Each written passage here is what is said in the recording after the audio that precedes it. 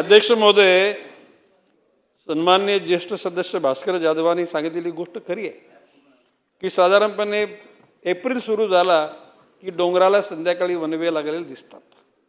तर कोकणातली बाब अशी आहे, सिंधुदुर्गामध्ये जवळजवळ 95% जागा ही खाजगी जागा आहे. आंबा, फणस, पोफळी, केळी अशा प्रकारची पिकं ती घेतली जातात.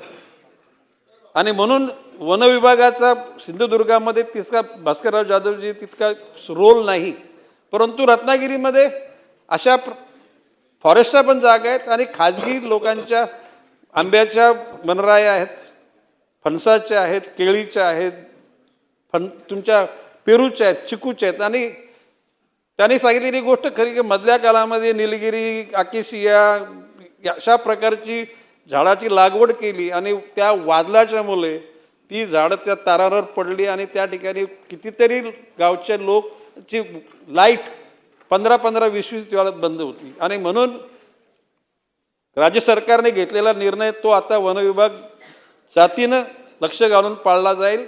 आणि आपण म्हटल्याप्रमाणे जे आपले लोकल जी झाडं आहेत, चिंच, आंबा, पेरू, काजू ही लावली जातील.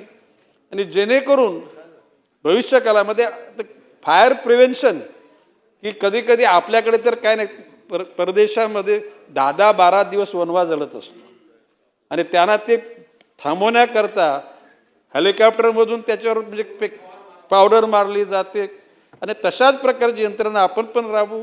आता आपण वनवा लावणाऱ्याचे कायदा आहे, परंतु आपण म्हणता म्हणून तो कायदा जरा स्ट्रॉंग करून टाकू आणि जेणेकरून वनवे लावणाऱ्या लोकांना निश्चितपणे दहशत निर्माण होईल अशा प्रकारची बाब करून टाकू.